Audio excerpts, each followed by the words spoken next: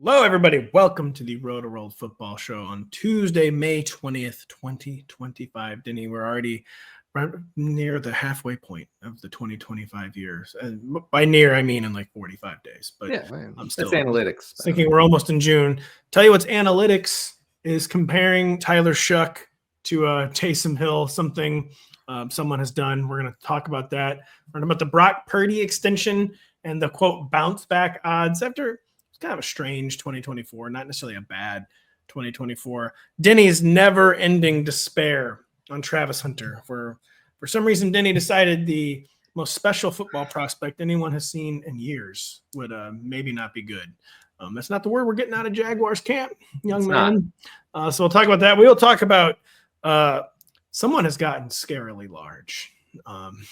There's a man in the NFL who was not small to begin with, and is now looking scarily large. He's, of course, Marvin Harrison Jr., who said he said he's eating better or something. Yeah, it really looks like that's what would do that. But right, my arms magically expand anytime I have a salad. Yeah, so we'll talk about MHJ getting much bigger. We'll talk about Jaxson Dart maybe sitting his entire rookie year. The Titans backfield, if we have a chance. Then some best ball stacks from a man you may have heard of by the name of Denny Carter. He's writing up why the Broncos, Raiders, and even the Titans, hopefully run out of time. I can't get to that one. Make for some interesting best ball stacks. By the way, too, I was about to get to our first topic, but I'm on the clock with the 67th overall pick in a rookie draft. If anyone has any suggestions, feel free to send them to me. But yeah, Denny, Drew Brees, a former coworker of ours here at NBC. Yeah. You remember Drew? We love Drew. We got nothing but love for Drew.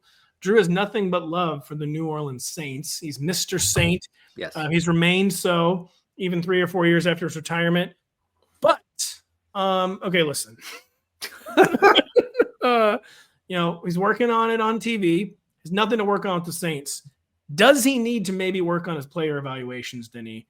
Because tell us the comp he has made. Right. Well, New Orleans quarterback room. I would think the hope for the Saints is that yes, Drew Brees does need to work on his player comps, but if he's accurate, well, then it's over. Because that's true. It's never been more over. And Drew, a quarterback aficionado's like, oh, this guy reminds me of this guy. And just to reveal the comp, it's Tyler Shough, the face of the franchise, after being taken in the first round of the draft.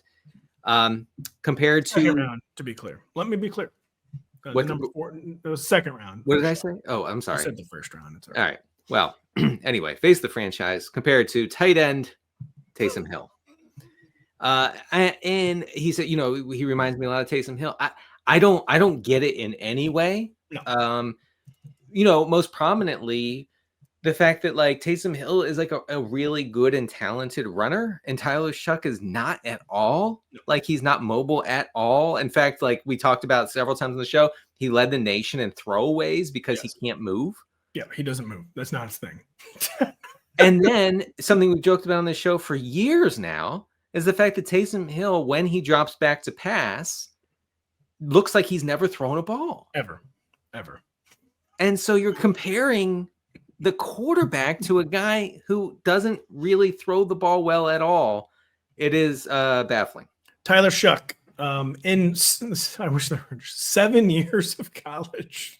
I mean, what? No, that's so many years. The guy's Sports Reference literally has the number 2018 on it. Like, it's so long ago. I mean, come on, man.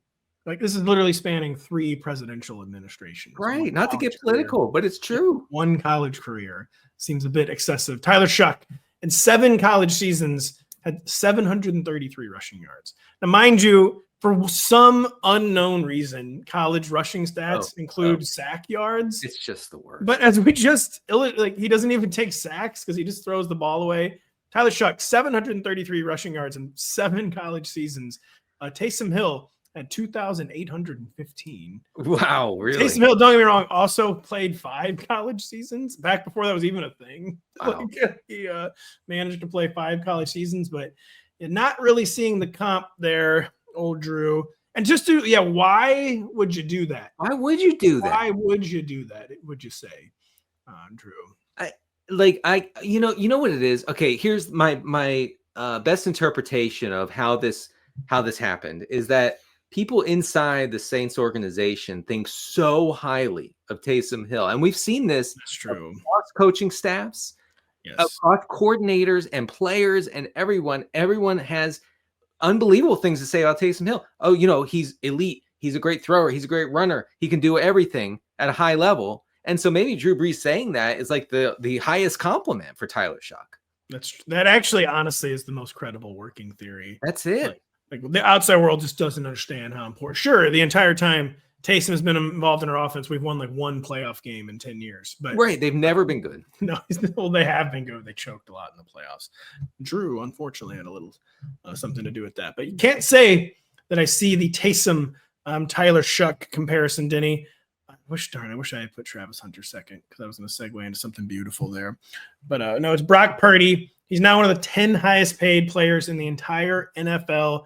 181 million guaranteed. Apparently 165 million of that coming in the first 3 years of his deal. So not like a fake extension. It's still like not quite the crazy stuff you see with truly elite players, but he's paid like a legitimate franchise quarterback. How smart is this? But Brock Purdy has never stopped getting away with it. He has gotten away with it progressively less often. Most of all last year. But, Christian McCaffrey barely played. Brandon Ayuk barely played. Deebo Samuel literally got pneumonia at a certain point. Brock Purdy, his first 2 years in the league, had just like astronomical touchdown percentages, 7.6 and 7.0. That's like literally MVP level. That came down to a much more, not a bad, but I would say a much more appropriate number of 4.4. Right. Was that more the real Purdy, or was that just about injuries and this offense is so efficient that we can expect Purdy to bounce back? He was a dark horse MVP contender in 2023. I think we will see Purdy bounce back touchdown wise. He's really unlucky in the red zone.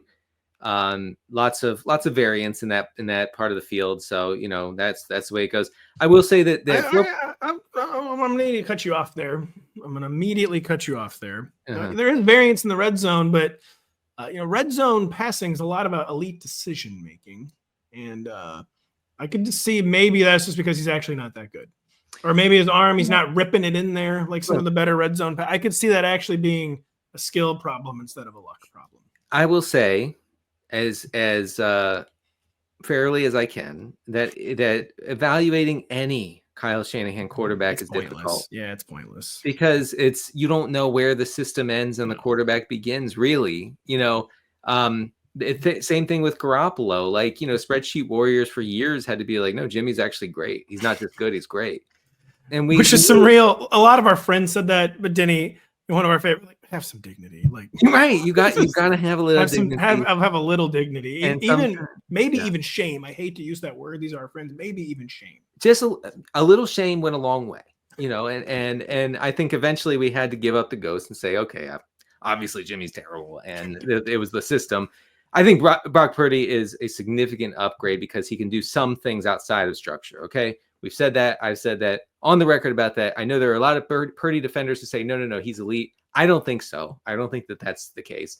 I do think he could easily get his touchdown rate into the 5 to 6% range, which is a big difference. I know it sounds big deal, 1%. Well, it's a big difference as far as fantasy goes. The Niners face the easiest schedule in the league. They do. Lots of really easy defensive matchups for Purdy. If Kittle and McCaffrey and Ayuk stay healthy, and Juwan Jennings, if they stay healthy for most of the year, then he can cook. I really think he can cook. I am targeting him in some early drafts. I just have almost like too many thoughts to share there, but right. He really is like the perfect QB for this off. The arm strength, it's not bad, but the arm strength could still be better, but he is perfect because he mostly pushes the buttons. But as we hammered, the main difference between him and Jimmy Garoppolo is like when the play breaks down, like Brock Purdy actually wants to make something happen. He can spin out and dump it off and keep the. And that might horrify Kyle Shanahan, but it's so much better than the Jimmy G self-sacking or the Jimmy G self-loathing. Like the second he had to actually do something that wasn't designed by Kyle Shanahan. Whereas Purdy, you can kind of see him like secretly hoping the play breaks down so I can do something cool, man. Right. Well, Jimmy would turtle he would just turtled. He would just go into his shell and get crushed, and then they would face 2nd and 19 instead of 2nd and 3 because Purdy's able to make something out of nothing. Can we say this after enough time has passed? The way Jimmy G played was shameful. That's funny. Just shameful. The turtling. Again, true. Like, have some self-respect. You're in the NFL, man. Like, you're not here to turtle. Like, you're here to be a legend. Like, I mean, Jimmy Garoppolo seemed like an in-shape guy. He's an athlete. Move. Seriously, maybe just move. I mean, if Mahomes is not an in-shape dude, and he moves and he gets out of the pocket and he makes things happen. If he can do it, you can do it, Jimmy. The Mahomes out of shape pictures are getting progressively. I would say going from kind of funny to maybe concerning. Where he's starting to look like a late 90s MLB reliever where they say they now, you know what I always say, you can't stretch fat. They used to say that on baseball broadcasts and or you can't pull fat. Sorry. You can't pull fat. Yeah, you can't pull fat. And Pat Mahomes still does not rise to that level, but not in the shape you would typically expect. I do feel like, maybe you don't have to let it go all the way during the off season. Just once in a while. I mean, look, I don't know what to. I'm not like a health expert. Some jumping jacks, things like that. Something like that. So interesting in Mahomes. I have no idea what I was going to say, but yeah, I think the touchdown percentage for Purdy 5.5 to 6, very good marks. I'd say very attainable. Where you have these still elite skill player trio of Kittle, CMC, and Ayuk all have injury concerns in their own way, but then a pretty good second guard. Where Juwan Jennings, that Juwan Jennings is like Shanny's special project. Like he wants this guy to cook so badly. And Ricky Pearsall, a very mixed rookie year, but a genuinely mixed rookie year where there was some bad, there was some time missed, but then there were some really, really encouraging performances at the end of the year. Could be a guy ready to take another step forward. The 49ers were abnormally healthy in 2023, and they were abnormally unhealthy last year. They should be healthier in 2025. Brock Purdy is going to be, I think he's going to be the consummate low-end QB1. I do too. And just for best ball purposes, the Niners are super easy to stack. All of them are going at very reasonable price points where you don't have to reach, you don't have to worry. You could just go. I mean, I think you start with CMC maybe, and then, get Kittle, then Ayuk, then Purdy. It's pretty easy. It is very easy. Well, I don't know. I would argue maybe it's not easy because there's 5 guys. Well, I guess that. Well, you don't get all 5. I was gonna say, I guess it's actually probably is maybe the easiest team to stack because that's the miracle of it. Where, as we saw in the air, we were trying to force some really awful stacks. What if we get the Texans a 6th best skill player? Yeah. Whereas the 49ers, their 5th best skill player could still be an actual asset. Yeah. So my point I made was, let's see here, categorically incorrect. It was not right. it was not even remotely in the realm of being right. It was so painfully incorrect. But to my credit, I immediately corrected myself. You want to talk about painfully incorrect? We are talking painfully incorrect. Is everything you've ever said about Travis Hunter. and no, so take people maybe back through what you have said, but it's been kind of just all systems go in the early signs from the Jaguars where they keep stating over and over and over again, they want him to be like a core piece of the offense. He's looking the part in OTAs. OTAs are shorts and t-shirts. We would hope the number 2 overall pick looks good in OTAs, but he's wowing the coaching staff. The assembled media seems very impressed. What is the state? What was your worries with Travis Hunter? Can we already maybe say through a few meaningless practices, he's transcending them? What's the state of the Travis Hunter? We now have 5 Rotoworld blurbs that are screaming at us that we drafted this guy to play offense, and maybe he'll play defense at some point, but we're not sure. I just didn't think that was going to happen because cornerback is such an important part of the modern NFL. Travis Hunter is elite by every measure as a cornerback, not so as a receiver. And, so I don't know. He's not. Can you ever is there ever a time where it's appropriate to focus on Boomer stats at this point? Because he was a league leader in basically every compiling category, of course.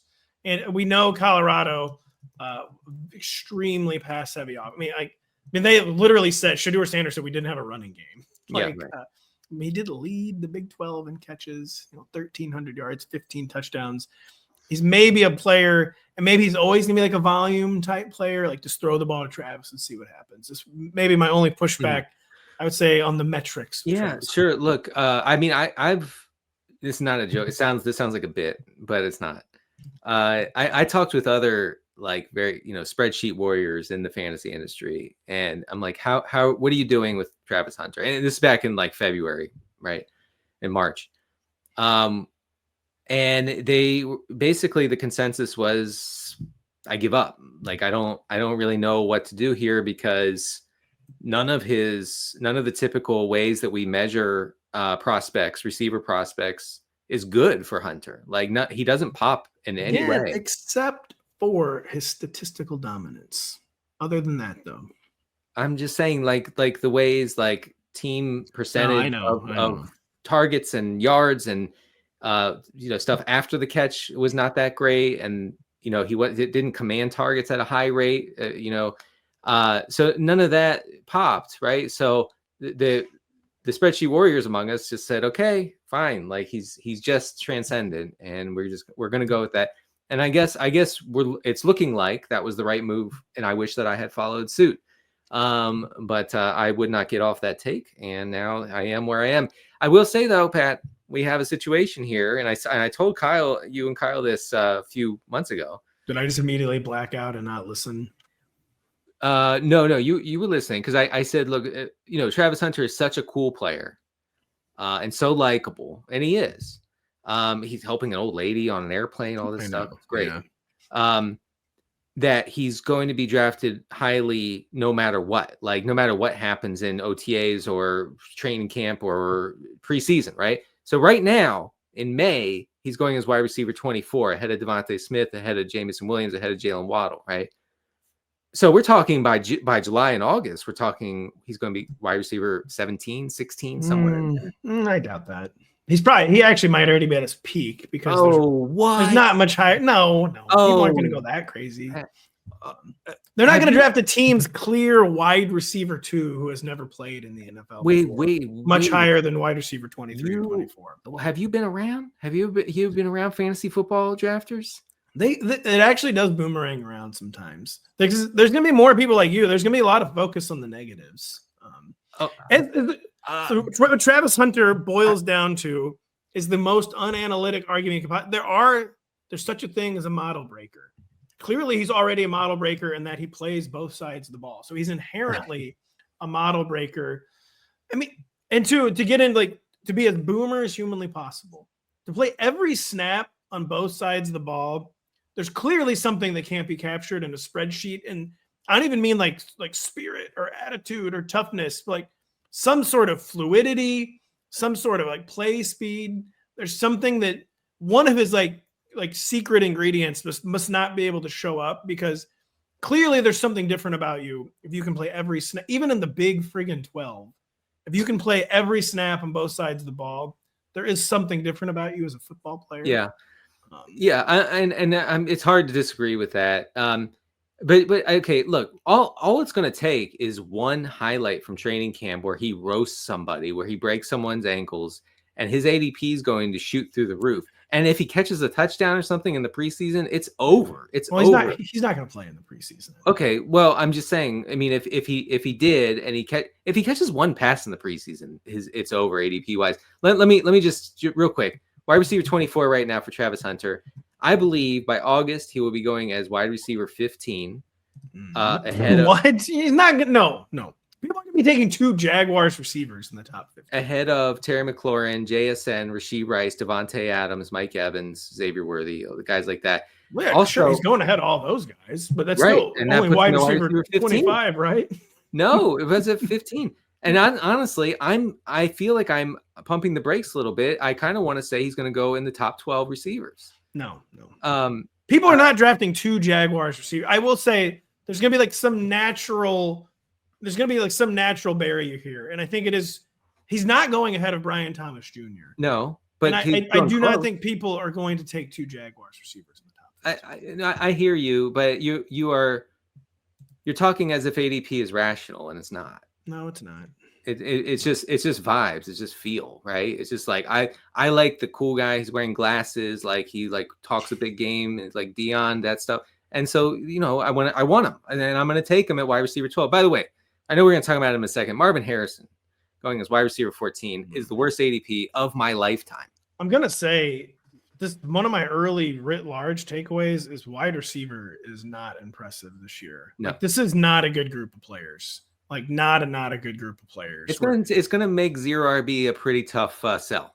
T. Higgins is the wide receiver 12, Garrett Wilson 13, NHJ 14, Tyreek 15, McLaurin. What the odds Terry McLaurin finishes as the wide receiver 60? Everyone knows it's 0.0, but it's such an unimpressive group. JSN, Rashee Rice coming off a major injury. Devontae Adams that's probably kind of low for Devontae. I actually think Adams is at a good ADP. Yeah, I do too. I mean, Ted McMillan's the wide receiver 22. Receiver is not deep this year at all. Like this is the shallowest I've seen receiver maybe since the passing explosion began in earnest 15 years ago. I feel like Garrett Wilson has a really bad ADP too. This is kind of concerning. Anyways, you know what else is concerning, Denny? Was Marvin Harrison Jr.'s rookie year. He's trying to rectify that by getting larger than any player in the NFL. He's so big. He's so big. So Marvin Harrison Jr., is kind of thing, like when someone shows up like a party or family gathering, or even if people are trying to be polite, like it's clear someone has to comment on their appearance. Right. Like, well, oh yeah. I guess I need to explain how I lost 95 pounds. and Marvin Harrison Jr. at Cardinals OTAs has been, well, I guess I need to explain why I look like a weird AI version of Kurt Russell from Escape from New York. Wow. You're right about that. He looks absurdly. He does not look like an NFL wide receiver. He looks like a WWE star. He does. It's insane. He unbelievably big. I've definitely put on some pounds. I've added muscle to my body. Kind of get that specific weight in for training camp and go from there. I can't say the adjustment Marvin Harrison needed to make was to get bigger. He never looked small to me as a rookie, and occasionally he didn't look fast enough. No. And what do we think about Marvin Harrison Jr. getting even bigger? It's probably bad. Just to get right to the point, the thing about the speed, he's probably going to be slower now, and he wasn't fast last year, so I don't really know how that's going to work. I like I said, wide receiver 14 for Marvin Harrison right now is like an abomination. I wouldn't take him. I wouldn't take him in the top 25 receivers in fantasy. It's fun. I totally philosophically agree with that statement on its face. I think scrolling through receiver, it's gonna be like it is some years at running back where like someone has to be the RB23. I guess it's this guy, even though I know he's not the RB23. That's kind of how receiver looks to me this year. Like someone has to be the wide receiver 25. I know it's not this person, but it has to be somebody. So sure. I guess this is as good of a guess as anybody. Can I, we just did this for a video on demand, but can I kind of reiterate how bad last year was for him? Please do. Marvin Harrison last year ranked 97th among receivers in EPA per target. That was in line with guys like Jalen McMillan and Tyler Lockett. Super inefficient. Only saw 28 targets from the slot of his 114 targets overall. And here's something, and I guess this is probably why he gained a bunch of muscle. He broke one tackle in 2024. Broke one tackle. How is that possible? What? Like you wouldn't believe the players who broke two tackles. I was looking at the, like a tight end who caught 4 passes last year broke 2 tackles. Kavontae Turpin broke 2 tackles a game, probably. So Marvin Harrison just catches and falls down, I guess. I don't know, man. It's not good. And also it's never good, just from my experience. It's never good when a player as a rookie has such a bad year that he comes back totally transformed physically. No, that is not a great. I mean, mean, it's like well, this didn't okay, work. listen, and sometimes it is a very good sign because it's a very tried and true trend where amongst like even like really savvy, really hard working players, they come into the league and just don't know what an NFL body is supposed to be or how to take care of their body at an NFL level. Like where it has nothing to do with work ethic or even diet or anything. It's that you thought you were doing the right things in the SEC or the Big Ten, but then you get to the NFL like, wow, like I was not even still not even close. Like I thought I was really, really close. I was a top 5 draft pick. I wasn't even close. So a second year body overhaul is not necessarily a sign for concern. It could be a sign of like maturity and like I have been welcomed to the NFL. I did not have the right body for the NFL, but for a receiver, I don't know, man. Like he's like the size of a tight end. It's like totally insane. Like I cannot see how this would possibly be the prescription. Is to like get. If you haven't seen the picture, you have to like look it up. Like Yeah, it's not quite like Laron Landry level, but because it's not even that defined. It's just big, like big, huge. No, it's not. It's not Landry. No. But we're getting there. We're slowly getting there. I just don't think it pretends good things for Marvin Harrison. I do agree. And I get. Listen, it's good that he's making an adjustment. I actually don't think making an adjustment is bad. But I feel like this is never the right adjustment for a wide receiver to get bigger. I mean, we have a history of that, and it doesn't really work out usually. No, it does not. By the way, it doesn't work out for you is a friend of the show, Brad. Brad Beatson. Sorry if I'm mispronouncing your name, Brad. He's totally owning you in the comment. He's a really polite guy, but he's pointing out how awesome. I can't really make heads or tails of these stats necessarily, but seems like he was quite good in college, didn't he, Travis? Yeah. Also, Brad is saying that Marvin Harrison was good last year. No, not necessarily. 89% on target catch rate. I feel like that's kind of low. Oh, okay. I actually don't know. So we're not going to talk about it. Denny, I do know that Jaxson Dart is going to play at some point in his rookie year. But the Giants, they're trying to pretend. The GM and the coach are both like could be fired any day now. And they're trying to pretend they're going to bench Jaxson Dart the entire year. ESPN's Jordan Renan, kind of the latest report. Jaxson Dart will sit his entire rookie year. Yeah. Quote, all goes well. Do you put any credence? I feel like a Jaxson Dart, charitably, the over-under is Halloween, and I'm going to take the under. What about you? I mean, the caveat is if all goes well. Here's the preview of the Giants season. It's not going to go well.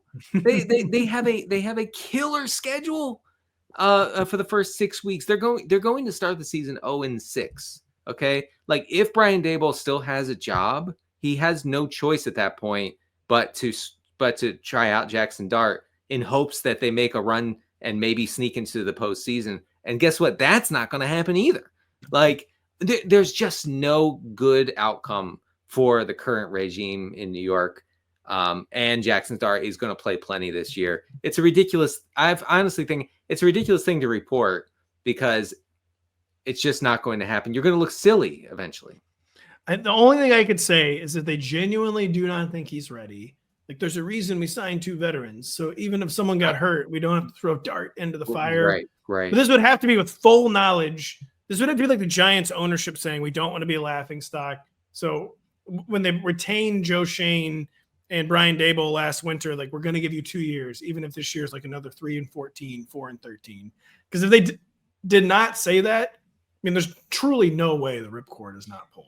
Like literally, it just doesn't happen. There's no conceivable way that they would not pull the ripcord on Jaxson Dart. I could actually, I know I just ranted and raved, but I guess the one caveat to that would be is Jaxson Dart really, really not ready for the big leagues. And I saw a clip of him being evaluated talking with John Gruden pre-draft.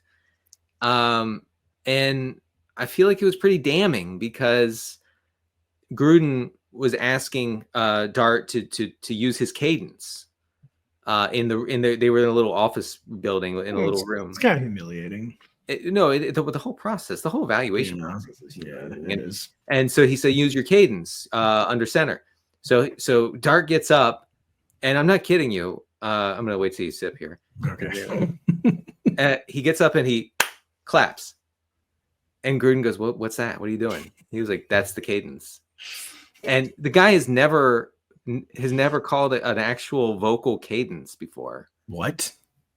Yeah. This is what I was led to believe from the reporting on this clip. So maybe he's like years away from playing. I don't know.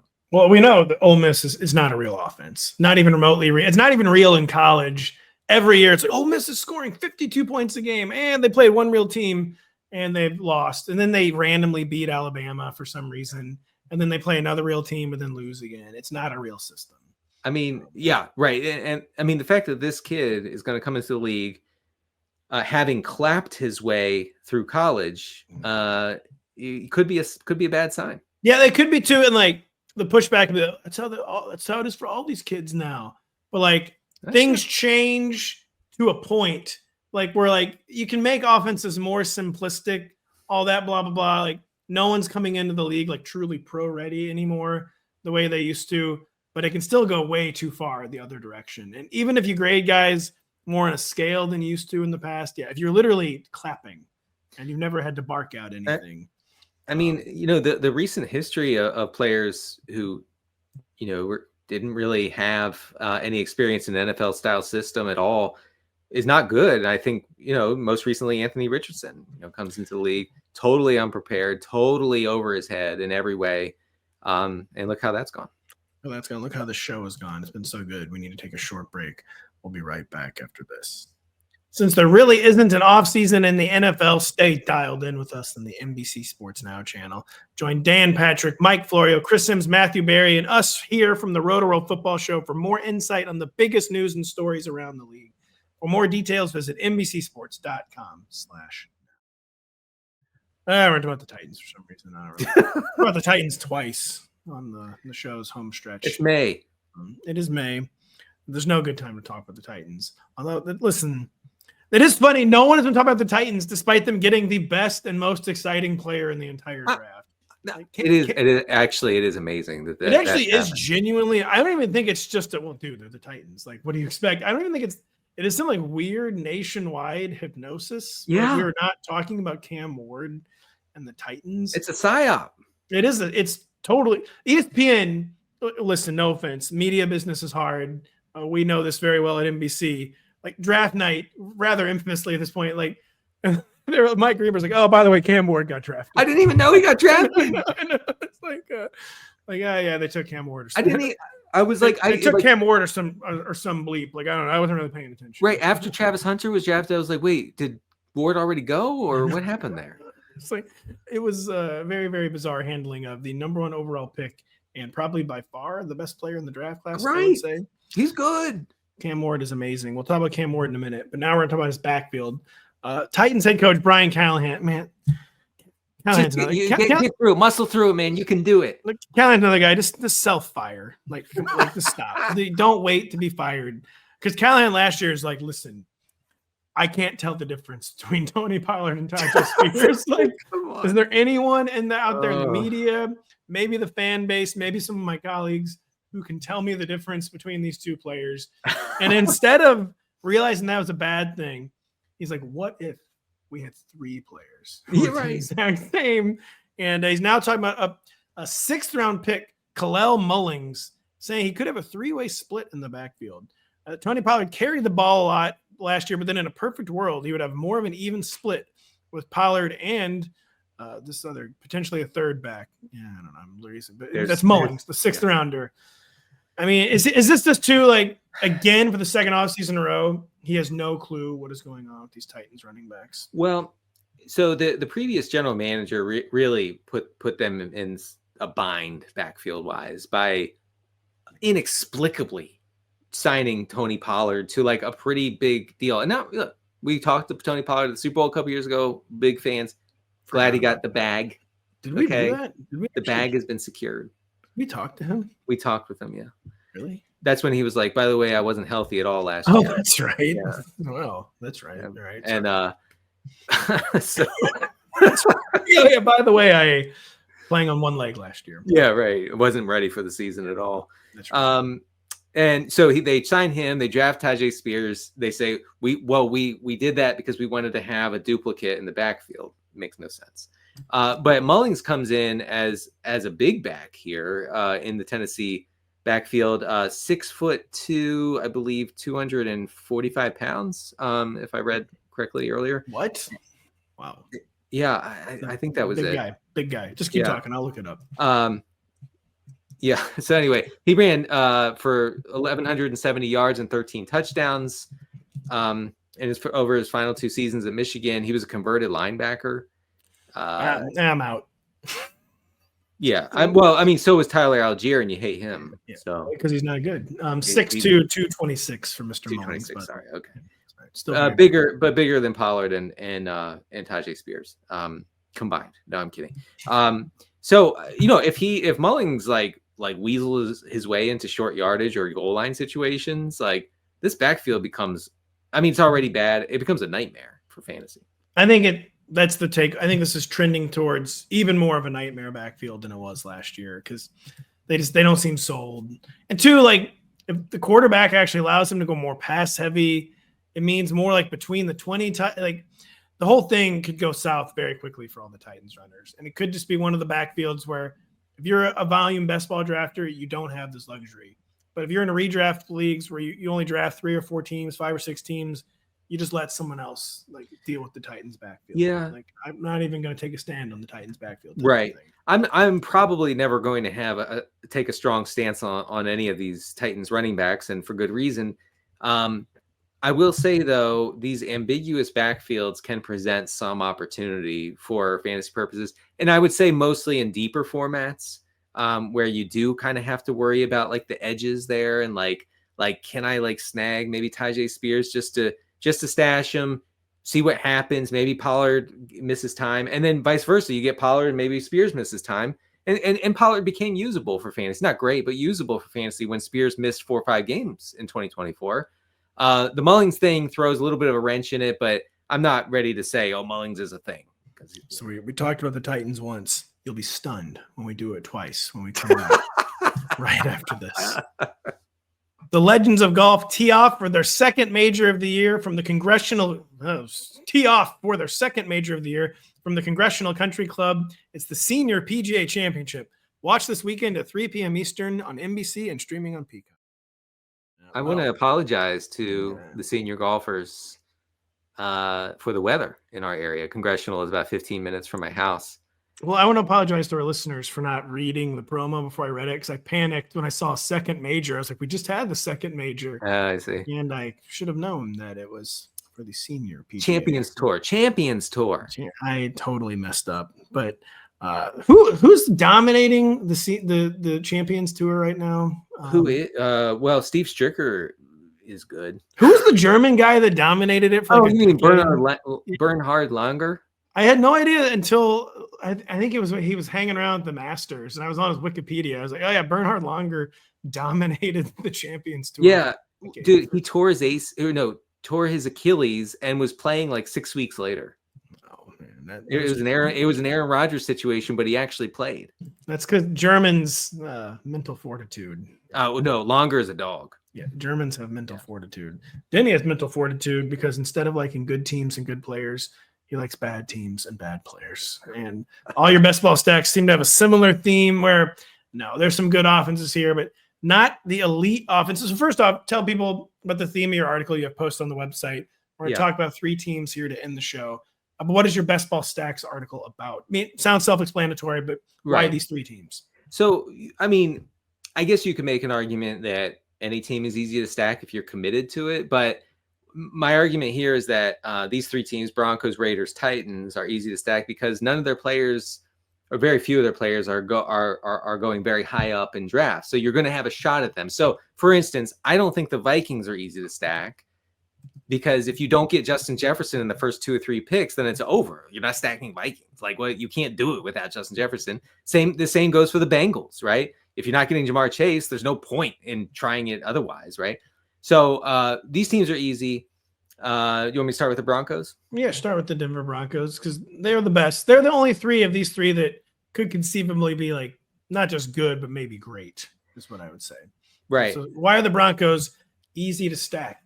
And yeah, because sure, none of their players are good enough to be drafted, but beyond that, right, and that's what I'm looking for. Players that are not good enough to be drafted. So the Broncos last year, 7th highest pass rate over expected. Wasn't great efficiency wise, middle of the road by almost every measure. But they're easy to stack because you get RJ Harvey in like the 3rd round right now, right? We're talking in May, late May. We are such a sick people. I do want to say RJ Harvey in the 3rd round. RJ Harvey is going to be going in the 2nd round within a month. Man. So we have to kind of wrap our head around that. Remember restraint? Remember restraint? I don't remember. Anybody else hear about the thing? The person in the words he called restraint. Well, you can't be a best ball edgelord if you're not taking RJ Harvey in the 2nd round. Yeah. And Sean Payton has actually talked up RJ Harvey as a pass catcher. And I actually like what Payton said. He said, "Look, I know he wasn't super involved. He had 61 catches over his whole college career. So his pedigree is not that great, but he's like, I don't know what college system predicates themselves on throwing it to the running back anyway." Yes. And we've kind of made that point too. RJ Harvey, when you're so efficient on the ground, you're not going to complicate things by putting the ball into the air and hoping the running back can catch it. You're just going to put it in his gut and let him go crazy. Broncos running backs in totality last year had the 3rd highest target share of any backfield in the league. I want to say, which is astonishing since none of them were good and they were all totally wasted. And so I think that actually emphasizes the commitment, the level of commitment that Peyton has to this bit of like, we're going to check down to the running back over and over and over again. And because it used to work, right? It has not worked in Denver so far, but it could work with RJ Harvey because RJ Harvey is actually good. So I actually do see Harvey as a key piece of this stack because of the pass catching element. So you get him, you get Bo Nix later on, but next after Harvey, you would get Cortland Sutton, 25% target share, 45% air yard share last year. That's pretty significant. And then you don't really have to mess around for a while before you take Nix, and then maybe Pat Bryant out of Illinois, the rookie, who's making some noise. Who was Sean Payton compared him to? Do you know? I do know. Michael Thomas. Yes. Because Sean Payton only knows players he's coached. Sean Payton knows, like, it's remarkable how successful Sean Payton is for knowing 2.8% of the NFL player pool. No clue. He gets up binoculars like, who's 15 on the Chiefs? Yeah, right.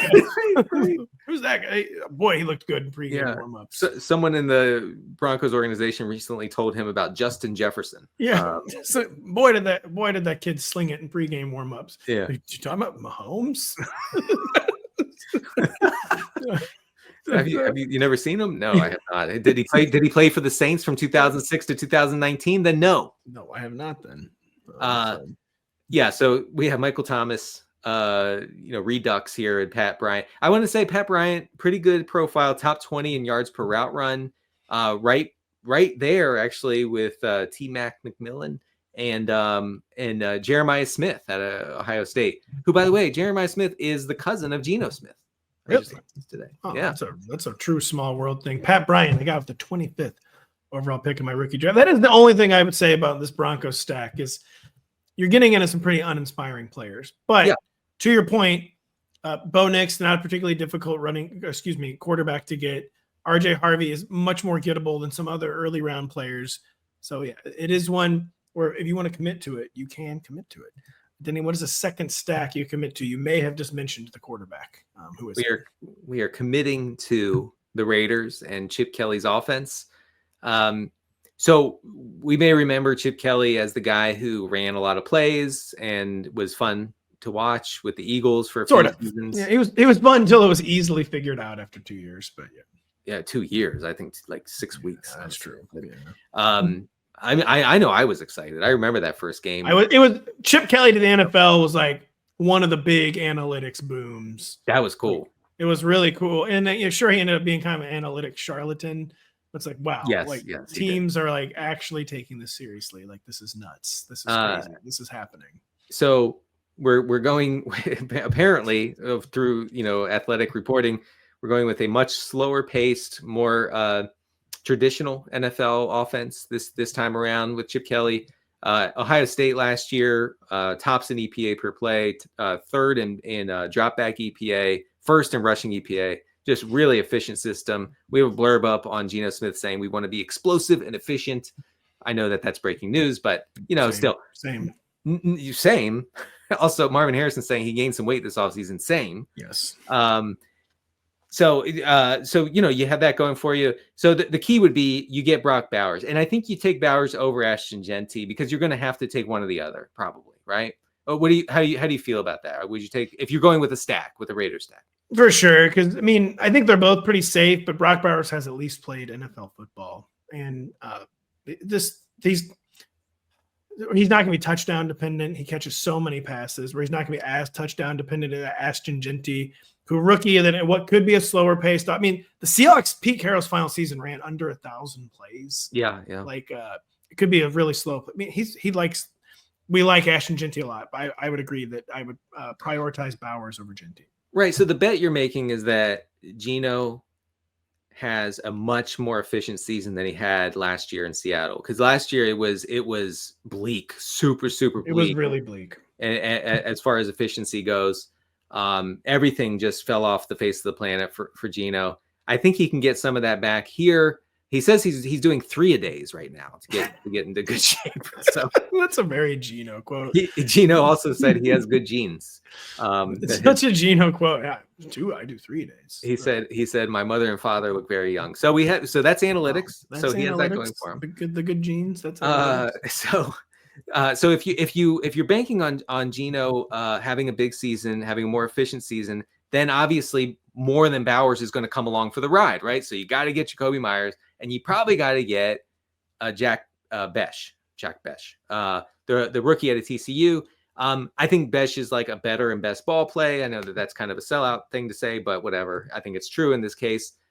Meyers, by the way, and I know you hate Jakobi Meyers for some reason. You hate him. No, not necessarily. You despise him. All you can say is Jakobi Meyers, not even an NFL caliber player. Well, the reason we don't like Jakobi Meyers is he's always taking targets from even better players. Was maybe reason we didn't like him. 12th in receiver receptions last year and 13th in yards. Wow.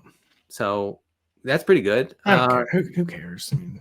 And also you're kind of running against the grain of the belief that Chip Kelly's offense is going to be hyper conservative and run heavy. And that makes these players available so late in the drafts. Anyway, I like the Raiders. I don't think it's weird because they're probably just ultimately not good enough. Will you really be cashing in best ball with a Raiders stack? But I think they're a secondary stack, so I would hope. Your thesis makes a lot because there's very good. It's maybe not an amazing offense. There's some very good players, and even Jakobi Meyers could flip a matchup or two. Even Geno could flip a matchup or two. So I actually don't know what I was trying to say there. So in best ball, I think the best kind of composition is you get a secondary stack like the Raiders to go along with I don't know the Commanders, something like that. Denny, final stack. What is it? Yeah, look, I did this partially to trigger you and Kyle, but partially because I do believe in it. I love Cam Ward. I absolutely love Cam Ward. So Cam Ward, and I outlined this in the piece. If you want to check it out, it's on the site. Lots of big time throws last year at Miami. Really forces the ball into difficult situations. That's going to lead to some. That'll work in the NFL. That'll work, I'm sure. But when he hits, it'll be fun. Yes. And who's going to benefit when Cam Ward hits? Well, Calvin Ridley led the entire NFL in air yards last year. Okay, so probably him. And he did not feed his family on those air yards, but we digress. No, but that's beside the point. That goes against my argument completely. Then there's the rookie Alec Ayumaner. Alec Ayumaner. It is the tongue twister. He's a contested catch specialist, 14.3 average at the target in college. I think he's already talked about as running starter snaps over Treylon Burks. I wouldn't be surprised if he's one of the guys who has some big games when Cam Ward pops off, right? So you get Ayumaner to throw in to that stack. And then finally, my guy, Chig Okonkwo, is the last piece of this stack because, folks, He was good last year when Will Levis was not under center. I believe he can be good again with Cam Ward. Since it's the end of the show and since Kyle's not here, we won't boo you off the stage. Thank you. I appreciate it. Because the listeners may remember the last time Denny brought up Chig, I think we almost started like in real life lolling. Right. Someone threw a rock through the camera somehow. I hit you with about 10 just stops. By the way, I love Gunnar Helm, the 4th round pick. He could be a real problem for Okonkwo. Gunnar Helm was so productive. I hope he's that would suck for me, but yeah. Very, very productive and a very pass happy Texas Longhorns offense. But we're out of time for today, but check out Denny's Best Ball Stacks article. Check out all the latest news on rotoworld.com. OTAs and mini camps are getting going. So for Denny, I am Pat. We will be back on Thursday with Mr. Kyle Dvorchak.